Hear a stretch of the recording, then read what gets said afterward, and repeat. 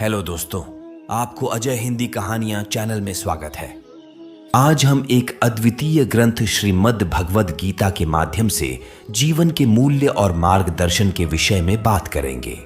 भगवद गीता, जिसमें भगवान कृष्ण ने अर्जुन को धर्म, कर्तव्य और जीवन के मूल्यों का उपदेश दिया है, हमें एक नए दृष्टिकोण से जीने का मार्ग दिखाती है। इस ग्रंथ से हम सीखते हैं कि जीवन की हर परिस्थिति को कैसे स्वीकार करें और आगे बढ़े। भगवद गीता का संदेश है कि हमें अपने कर्तव्यों का पालन करना चाहिए और असफलता को नई शुरुआत मानना चाहिए। इस ग्रंथ से हम जीवन में साहस और संतुलन का मूल्य समझते हैं, जो हमें सफल और सुखी जीवन की दिशा में आगे बढ़ने में मदद करता है। आज हम आपको भगवान श्री कृष्ण की बड़ी ही अद्भुत कहानी सुनाने जा रहे हैं। एक बार भगवान श्री कृष्ण पृथ्वीलोक पर भ्रमण के लिए निकले तो उन्होंने एक युवक को देखा। वह ईश्वर को दोष देता जा रहा था। वह अपने जीवन से निराश था, दुखी था। तब भगवान श्री कृष्ण बौद्ध भिक्षु का रूप धारण करके उस युवक को असली दुख के बारे में ज्ञान देते हैं। तो चलिए इस कहानी के माध्यम से समझते हैं कि असली दुख क्या होता है। सुख और दुख एक ही सिक्के के दो पहलू हैं। यह बात तो आपने सुनी ही होगी। सुख और दुख हमारे जीवन में लगातार आते ही रहते हैं और हमें लगता है कि हमारे जीवन में हजारों दुख है, हजारों समस्याएं हैं। लेकिन अगर आप वास्तविक तौर पर देखें, अगर आप इस बात को अच्छी तरह से समझें, तो आप यह समझ पाएंगे कि हमारे जीवन में केवल एक ही दुख होता है। और वो दुख क्या है, वो हम इस कथा के माध्यम से जाने देंगे। और उस दुख का निवारण, उस दुख का समाधान क्या है, वो भी हम इस कथा में ही जानेंगे। तो इस कथा के अंत तक जरूर बने रहिए। एक समय की बात है। एक गांव में एक व्यक्ति रहता था। उसका नाम सोनू था। वह बड़ा आलसी था और अपने जीवन से बहुत निराश था। और उसका कारण यह था कि उसने अब तक अपने जीवन में कुछ भी हासिल नहीं किया था। वह कुछ भी नहीं करता था। उसके घरवाले भी इस बात से बहुत परेशान रहते थे। वे चाहते थे कि वो बाहर जाकर कुछ अच्छा काम करे, कोई अच्छी नौकरी कर ले, लेकिन वह उनकी एक नहीं सुनता था। उसके घरवाले दूसरों का उदाहरण देकर उसे ताने मारते थे, उसे तरह तरह की बातें कहते थे, लेकिन उसे कोई फर्क नहीं पड़ता था। जबकि उसके सारे मित्र कामयाब हो चुके थे। कोई अच्छा व्यापार कर रहा था तो कोई अच्छी नौकरी कर रहा था, जिसका कारण जब भी वे लोग मिलते तो वे लोग बढ़ चढ़कर अपनी बड़ाई किया करते। लेकिन सोनू कुछ नहीं किया करता था, जिसका कारण जब भी कोई उससे पूछता कि तुम क्या कर रहे हो, तो वह कुछ नहीं कह पाता। उसे यह कहने में बहुत शर्म महसूस होती थी। वह कुछ नहीं करता। वह हमेशा सबसे केवल एक ही बात कहता था कि मैं कोशिश कर रहा हूं। लेकिन उसकी कोशिशों का कोई भी फल किसी को नजर नहीं आ रहा था। देखते ही देखते अब ऐसा समय आ चुका था कि सोनू सभी से मुंह छुपाता फिरता, ताकि कोई उससे यह न पूछ ले कि तुम क्या करते हो, जिसका कारण वह कभी किसी के सामने भी नहीं आता था। धीरे धीरे उसका मन दुखी होने लगा था। वह बहुत निराश रहने लगा था। उसे अब ऐसा प्रतीत होता था मानो वह इस धरती पर बोझ है, जिस कारण वह अपने आप को बहुत अकेला महसूस करता, बहुत तन्हा महसूस करता। एक दिन तो उसके मन में यह भी विचार उत्पन्न होने लगे कि मेरे हाथों में कुछ नहीं है तो मैं क्या कर सकता हूं। अकेले बैठकर वह रोता रहा और भगवान को दोष देता रहता। एक दिन छुप छुप कर वह घर से निकलकर कहीं जा रहा था। तभी उसने रास्ते में देखा कि एक बौद्ध भिक्षु लोगों को प्रवचन दे रहे हैं और प्रवचन में वह दुख की बातें कर रहे हैं। सोनू कुछ देर के लिए अपना मुंह छुपाकर वहीं पर खड़ा हो गया, ताकि उसे कोई देख ना ले, और चुपचाप वो उन बौद्ध भिक्षु की बातें सुन रहा था। बौद्ध भिक्षु सभी को प्रवचन में कह रहे थे कि दुख हमारा सबसे बड़ा साथी है। हमें दुख अपने जीवन के बारे में समझाता है और हमें सही से जीने का तरीका बताता है। यह हमारे गुरु की तरह है, जिससे हमें सीखना चाहिए। आप चाहें तो अपने जीवन में अपने दुखों को अपना गुरु बना सकते हैं और उससे सीख सकते हैं, या फिर आप चाहें तो अपने दुखों पर बैठकर रो सकते। लेकिन इससे आपको कोई लाभ नहीं मिलेगा, बल्कि आप दिन ब दिन और कमजोर होते जाएंगे, निराश होते जाएंगे।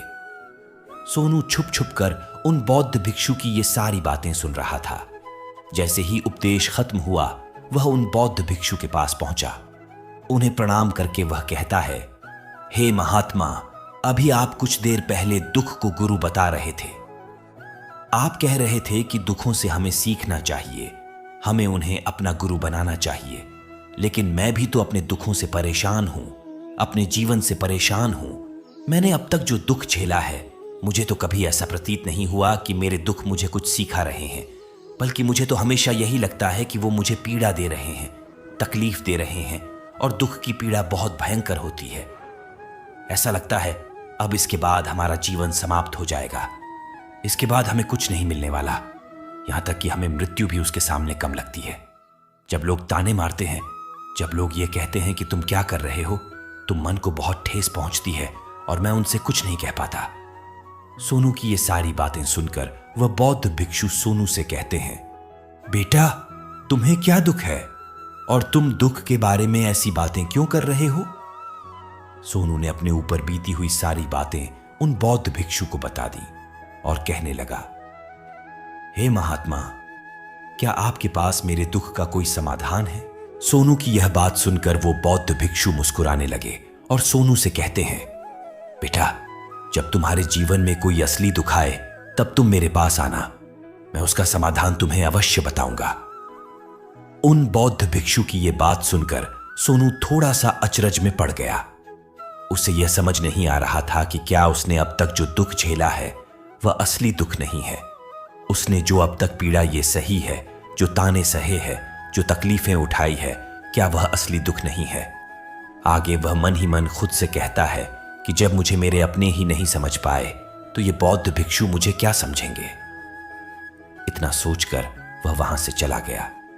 सभी लोगों के ताने सुन सुनकर सोनू बहुत थक चुका था, बहुत निराश हो चुका था, जिसका कारण उसने निर्णय लिया कि वह अब कुछ करके दिखाएगा। उसने अपने पिता से थोड़ा सा धन लिया और उस धन से उसने एक व्यापार शुरू किया। उसके पिता बहुत खुश थे कि कम से कम मेरा बेटा कुछ करने का प्रयास तो कर रहा है, लेकिन उसे व्यापार में कोई सफलता नहीं मिल रही थी, जिस कारण वो बहुत ही हताश हो चुका था। उसे यह समझ नहीं आ रहा था कि वह क्या करे, किस तरह से अपने व्यापार को आगे बढ़ाए। तभी उसके पिता ने उससे कहा, बेटा, कोई बात नहीं, इसी तरह से प्रयास करते रहो, आज नहीं तो कल सफलता अवश्य मिलेंगे। सोनू ने अपने पिता की बात मानी और अपने व्यापार में और भी कड़ी मेहनत करने लगा। धीरे धीरे उसे सफलता मिलने लगी और फिर उसने रफ्तार पकड़ ली। देखते ही देखे केवल 3 सालों के अंदर वह एक बहुत बड़ा व्यापारी बन गया। अब उसके पास धन दौलत की कोई कमी नहीं थी। लोग जो उसे पहले नापसंद किया करते थे, अब उसे पसंद करते थे, उसकी चिंता करते थे, उसके कार्यों की सराहना करते थे। उसके माता पिता भी अब अपने बेटे से बहुत खुश थे और उसकी सफलता से अत्यंत प्रसन्न थे। धीरे धीरे सोनू के मित्रों की संख्या लगातार बढ़ती जा रही थी। सोनू के कुछ मित्रों ने उसे यह भी सलाह दी कि उसे अपना व्यापार और तेजी से बढ़ाना चाहिए, उसे और फैलाना चाहिए। जब तुम आज केवल इस नगर के सबसे बड़े व्यापारी हो तब तुम इतना खुश हो, तुम्हारे साथ ये सारे लोग हैं। वहीं पर तुम सोचो कि जब तुम इस राज्य के सबसे बड़े व्यापारी बन जाओगे तब तुम्हारे यहां पर लोगों की भीड़ लग जाएगी। लोग तुमसे मिलने के लिए समय मांगेंगे, यहां तक कि इस राज्य का राजा भी तुमसे मिलना चाहेगा, तुम्हारी तारीफ करेगा, और यदि कभी ऐसी जरूरत आ पड़ी तो वह तुमसे धन भी उधार लेने के लिए अवश्य आएगा। सोनू को अपने दोस्तों की यह बात बहुत पसंद आई।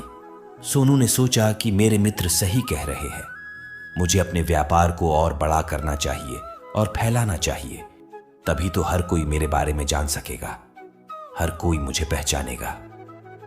उसने बिना देरी किए अपने समय को बिना गंवाए अपने व्यापार में और मेहनत करने लगा। लेकिन अब की बार उसके मन में धैर्य नहीं था, जिस कारण उसने कुछ अनुचित कदम उठाए ताकि उसका व्यापार जल्दी से जल्दी और बड़ा हो जाए। उसने कई लोगों से अधिक मात्रा में धन उधार ले लिया, और इतना ही नहीं, वो यहां तक नहीं रुका।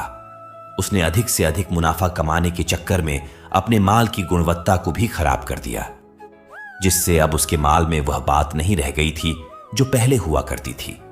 लेकिन वह अपने मित्रों की बात सुनता रहा। जैसा उसके मित्र कहते थे वो वैसा ही करता चला जा रहा था।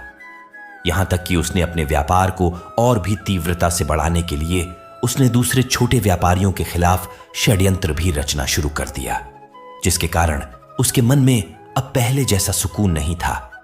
उसे अब रातों को नींद नहीं आती थी।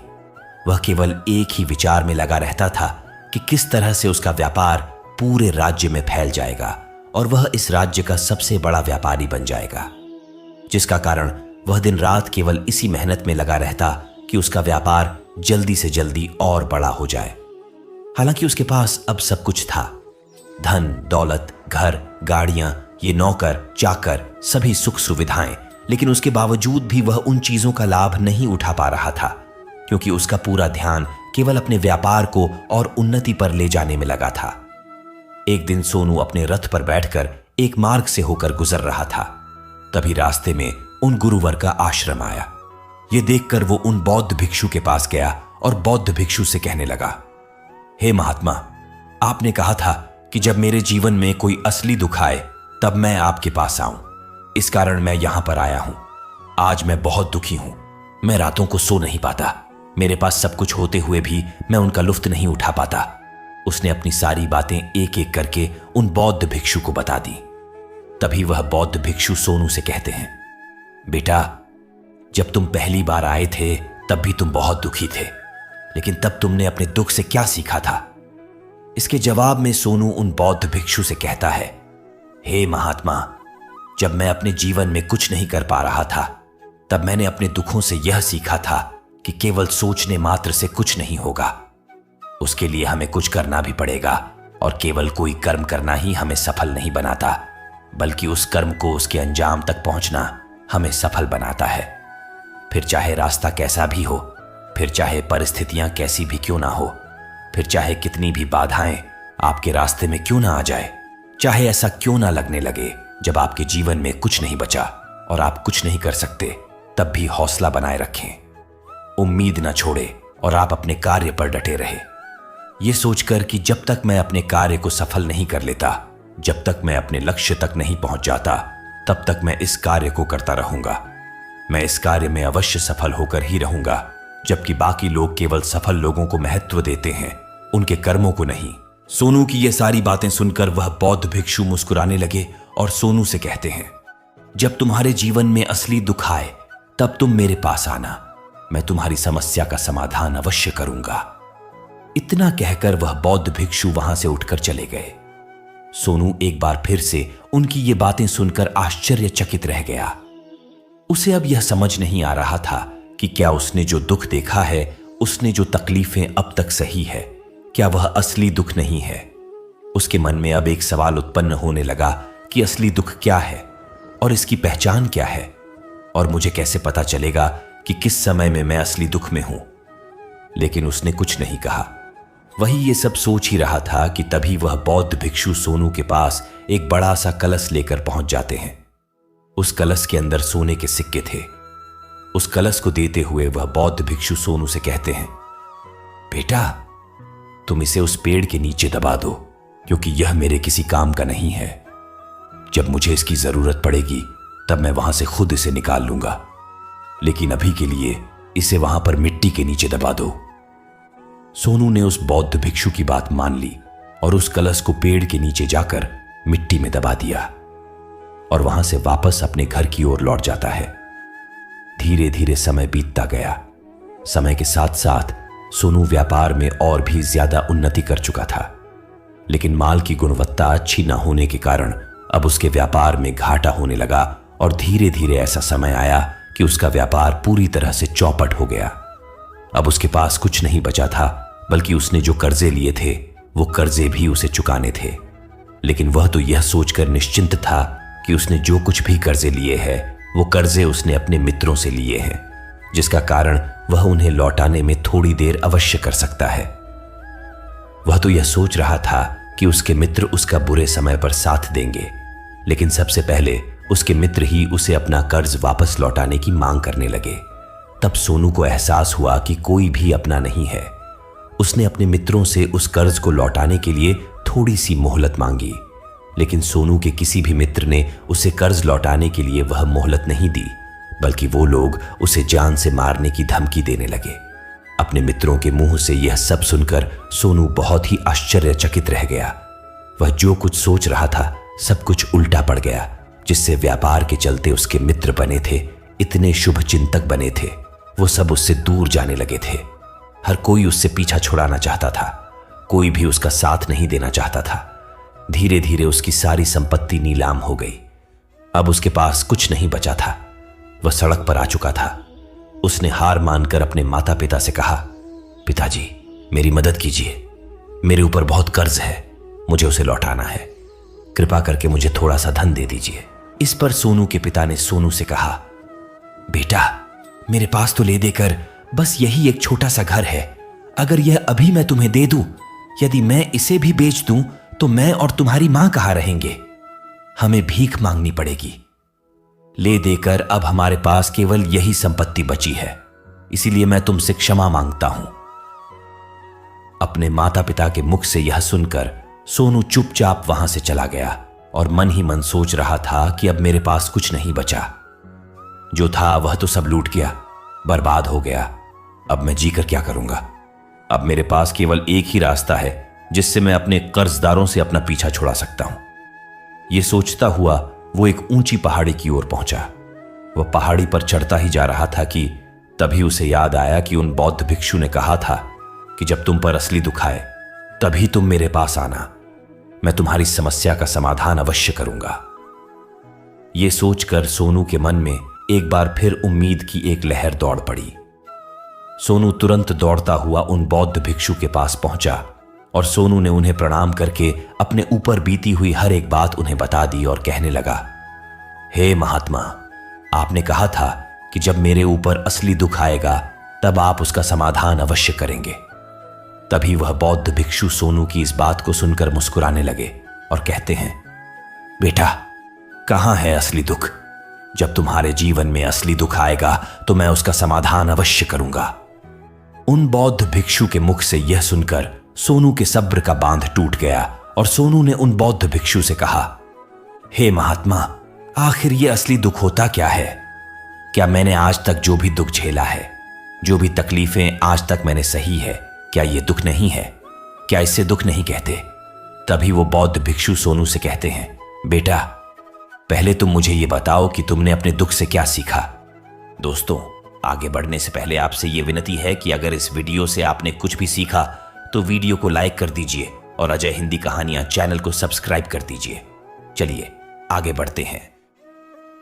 इसका जवाब देते हुए सोनू उन बौद्ध भिक्षु से कहता है, हे महात्मा, मैंने तो यही देखा है कि जो लोग तुम्हारी तरक्की में तुम्हारा पीछा करते हैं, तुम्हारे साथ जुड़ते हैं, वो लोग तुम्हें अवश्य धोखा देंगे, क्योंकि ऐसे लोग बुरे समय पर तुम्हारा साथ नहीं देने वाले, बल्कि तुम्हारा फायदा उठाने का ही वह प्रयास करेंगे। इसलिए ऐसे लोगों पर भरोसा ना करें, बल्कि जो लोग तुम्हारी असफलता के समय पर, तुम्हारे बुरे समय पर तुम्हारे साथ खड़े हैं, वही तुम्हारे असली मित्र है और वही तुम्हारे साथ रहते हैं। और ऐसे लोग तुम्हें बहुत कम मिलते हैं, और जिन्हें ऐसे लोग मिलते हैं उन्हें हमेशा उनकी कदर करनी चाहिए। आगे सोनू उन बौद्ध भिक्षु से कहता है कि जब तुम कोई कार्य कर रहे हो तो उसे पूरी ईमानदारी से करो, धैर्य रखो, लालच ना करो और अपने लक्ष्य तक पहुंचने के लिए किसी के लिए भी कोई षड्यंत्र ना रचो, क्योंकि ऐसा करने से तुम्हारे साथ ही बुरा होगा और तुम हमेशा नुकसान में रहोगे। सोनू की सारी बातें सुनकर बौद्ध भिक्षु उस पेड़ के पास पहुंचे। उन्होंने गड्ढा खोदा और वह कलश निकालकर सोनू के हाथ में थमा दिया, जिसमें सोने के सिक्के भरे हुए थे। वह कलश सोनू के हाथ में थमाते हुए उन बौद्ध भिक्षु ने कहा, लो इसे पकड़ो, और जब तुम्हारे जीवन में असली दुख आए तब तुम मेरे पास आना, मैं उसका समाधान अवश्य करूंगा। सोनू अब भी बड़ी अचरज में था। उसे यह समझ नहीं आ रहा था कि आखिर यह असली दुख है क्या। लेकिन उसने अपने हाथों में पड़े हुए उस कलश को देखा जिसमें सोने के सिक्के थे, और यह देखकर उसे मन ही मन लगा कि चलो अब थोड़ी सी राहत अवश्य हो जाएगी। मैं अपने मित्रों का वो कर्ज लौटा सकता हूं और एक नया व्यापार भी फिर से आरंभ कर सकूंगा। उसने उन बौद्ध भिक्षु को प्रणाम किया, उनका धन्यवाद किया और वहां से चला गया। सोनू ने उन सोने के सिक्कों से सभी का कर्जा लौटा दिया और अपने लिए एक बार फिर से नया व्यापार शुरू किया। व्यापार छोटा था, लेकिन अब की बार सोनू बहुत खुश था। उसने पूरी ईमानदारी, मेहनत और लगन के साथ अपने व्यापार पर काम किया और देखते ही देखते एक बार फिर से वो एक बड़ा व्यापारी बन गया। इस बार उसने कोई लालच नहीं किया और ना ही किसी के लिए कोई षड्यंत्र रचा, बल्कि पूरी ईमानदारी और मेहनत के साथ अपने व्यापार पर काम किया। लेकिन जैसे जैसे आप धनी होते जाते हैं, जैसे जैसे आप अमीर बनते जाते हैं, आपके मन में एक डर उत्पन्न होने लगता है, और वो है अपनी दौलत को ना खो देना, जिसके कारण लोग दान करना शुरू कर देते हैं, पुण्य करना शुरू कर देते हैं, लोगों की मदद करते हैं ताकि उनके जीवन में कभी कोई दुख ना आए। लेकिन यह जीवन सुख और दुख का संगम है, जिस कारण हर किसी को सुख और दुख से होकर गुजरना ही पड़ता है। इसी वजह से एक बार फिर से सोनू के जीवन में एक और दुख उत्पन्न हुआ। अब की बार उसके माता और पिता दोनों की मृत्यु हो गई। सोनू अपने माता पिता से बहुत प्रेम करता था, जिसके कारण उसके मन को बहुत गहरा आघात पहुंचा। जब आखिरी बार वह उन्हें देख रहा था तो उसके मन में हजारों सवाल उत्पन्न होने लगे। वह अपने घर लौटा। घर लौटकर उसने देखा कि जीत संपत्ति के लिए वे हमेशा लड़ते झगड़ते रहते थे, आज उसकी देखभाल के लिए कोई नहीं था। उसके माता पिता ने जो भी मेहनत की, जो भी अपने जीवन में इकट्ठा किया, सब यही रह गया। लेकिन अब सब कुछ खत्म हो चुका था और सोनू का मन अब बहुत बेचैन हो रहा था। उसके मन में हजारों सवाल उत्पन्न हो रहे थे और वह अपने आप को बहुत अकेला महसूस कर रहा था। उसे बहुत खाली सा महसूस हो रहा था। उसने इधर उधर देखा, लेकिन उसे कुछ समझ नहीं आया। तभी उसे उन बौद्ध भिक्षु की याद आई। फिर वो तुरंत ही उन बौद्ध भिक्षु के पास पहुंचा। उसे देखते ही उन बौद्ध भिक्षु ने सोनू से सवाल किया, क्या बात है बेटा, क्या कोई फिर से दुख पड़ गए? तभी सोनू ने कहा, नहीं गुरुदेव, अब तो सब ठीक है, लेकिन आज मेरे माता पिता की मृत्यु हो गई और मैं बहुत अकेला महसूस कर रहा हूं। मैं बहुत दुखी महसूस कर रहा हूं, जैसे कुछ खाली सा है, जैसे कुछ अकेलापन सा है। तभी वो बौद्ध भिक्षु सोनू से कहते हैं, बेटा, इसमें दुखी होने वाली बात क्या है? ये तो जीवन है, एक दिन तो सभी को जाना है। यहां पर कोई भी रहने नहीं आया और ना ही कोई रहेगा। हम सब एक ना एक दिन मृत्यु को प्राप्त हो ही जाएंगे और मृत्यु कब आएगी यह किसी को नहीं पता। हो सकता है कि तुम्हारी मृत्यु कल ही हो जाए या फिर आज और अभी। यह सुनकर सोनू आश्चर्यचकित रह गया। उसने उन बौद्ध भिक्षु से कहा, हे महाराज, आप ये क्या कह रहे हैं? मैं तो अभी जवान हूं और मुझे तो अभी अपनी पूरी उम्र जीना है। मैं तो जीना चाहता हूं, कुछ करना चाहता हूं, और आप कह रहे हैं कि मैं कभी भी मृत्यु को प्राप्त हो सकता हूं। इस पर वह बौद्ध भिक्षु सोनू से कहते हैं, इस भ्रम में मत रहना कि मृत्यु केवल बूढ़ों को आती है। बूढ़ों के सामने तो उनके जवान बच्चे तक मर जाते हैं। मृत्यु कभी किसी की उम्र देखकर नहीं आती और ना ही किसी को बताकर आती है। उन बौद्ध भिक्षु के मुख से ये सारी बातें सुनकर सोनू और भी ज्यादा बेचैन हो गया और वह चुपचाप वहां से चला गया। उसके मन का वह खालीपन अब भी वैसा ही था। वह अपने आप को बहुत अकेला महसूस कर रहा था। उसके बाद से उसका मन अपने व्यापार में भी नहीं लगता। जब भी वह कोई कार्य करता तो उसके मन में ढेर सारे प्रश्न उठने लगते। वह क्या कर रहा है, क्यों कर रहा है और उसने इस कार्य को क्यों किया? उसके मन में अब एक और प्रश्न उत्पन्न होने लगा था, क्या हम यहां पर केवल इसीलिए आते हैं कि इस जीवन को भोगे और एक दिन मृत्यु को प्राप्त हो जाए? वो ये समझ नहीं पा रहा था कि जीवन का असली मतलब क्या है। उसने कई विद्वानों से पूछा, अपनी तरफ से जो मुमकिन हो सकता था खोजबीन की, लेकिन उसे कोई जवाब नहीं मिल पा रहा था। और जब उसे कोई जवाब नहीं मिला तो उसका दुख और भी बढ़ गया, जिस कारण उसके मन की बेचैनी और भी बढ़ चुकी थी और उसे यह समझ नहीं आ रहा था कि वह क्या करे, कहां जाए, किससे पूछें। तभी उसे फिर से उन बौद्ध भिक्षु की याद आई। वह एक बार फिर से उन बौद्ध भिक्षु के पास पहुंचा और उसने अपने मन की सारी बातें उन गुरुवर को बता दी। तभी वह बौद्ध भिक्षु मुस्कुराने लगे और सोनू से कहते हैं, बेटा, आज पहली बार तुम्हारे जीवन में असली दुख उत्पन्न हुआ है। वास्तव में तो यही है जिसे हम दुख कह सकते हैं, जो दुख कहलाने लायक है कि हमें पता ही नहीं हम क्या कर रहे हैं, कहां जा रहे हैं, क्यों जा रहे हैं, वो कौन है, क्या है, क्यों है, हम क्या करना चाहते हैं। तभी सोनू ने कहा, हे महात्मा, मेरे इस दुख का समाधान कीजिए, मुझे इस दुख का निवारण दीजिए। तभी वह बौद्ध भिक्षु सोनू से कहते हैं, हम सब के अंदर क्रोध, लालच, लोभ जैसी कई वासनाएं हमारे अंदर घर करके बैठ जाती है, जिस कारण हम अपने जीवन को टुकड़ों में जीते हैं और हमारी चेतना कभी एक नहीं हो पाती। हम कभी एक जगह सोच नहीं पाते, समझ नहीं पाते। और हमारी ऊर्जा शक्ति भी पूरी तरह से छिन्न भिन्न हो जाती है। और आजकल के इस दौर में हमारे पास तो इतना भी समय नहीं कि हम एक पल भी निकाल करके एक पल के लिए मुड़कर अपने आप को देख सकें, अपने आप को समझ सकें। वास्तविकता में हर कोई यहाँ पर अपने जीवन भर केवल दुख दुख कहकर चिल्लाते रहते हैं, उसका समाधान निकालने का हर मुमकिन प्रयास करता है। लेकिन जैसे हम दुख समझते हैं वह तो दुख है ही नहीं, तो इसका समाधान आपको कहां से मिलेगा? ये तो परिस्थितियां हैं जिसके कारण हम अपने आप को दुखी समझते हैं, अपने आप को तकलीफ में समझते हैं। जैसे ही हम एक परिस्थिति से निकलते हैं हम किसी दूसरी परिस्थिति में फंसकर रह जाते हैं। जिस प्रकार हम पहली समस्या का सामना करते हैं उसी प्रकार हम दूसरी समस्या का भी सामना करते रह जाते हैं। और जब हम इन परिस्थितियों से हार मान लेते हैं, जब हमें लगता है कि अब कोई रास्ता नहीं बचा, तब हमारे सामने हमें केवल एक ही रास्ता नजर आता है और वह है मृत्यु। लेकिन यह कोई समाधान नहीं है, यह कोई रास्ता नहीं है। इसलिए यदि आप सचमुच अपनी समस्याओं का समाधान चाहते हैं तो अपने आप को इकट्ठा करना सीखें। अपनी ऊर्जा को इस संसार में वापस कीजिए, उसे एक कर और अपने ऊपर ध्यान लगा। मृत्यु से पहले अपने आप को पहचानो, अपने आप को जानो, अपने आप को बिखरने मत दो। तभी सोनू उन बौद्ध भिक्षु से कहता है, हे महाराज, तो क्या हमें इस जीवन को नहीं जीना चाहिए? क्या हमें अपनी इच्छाओं को पूरा नहीं करना चाहिए?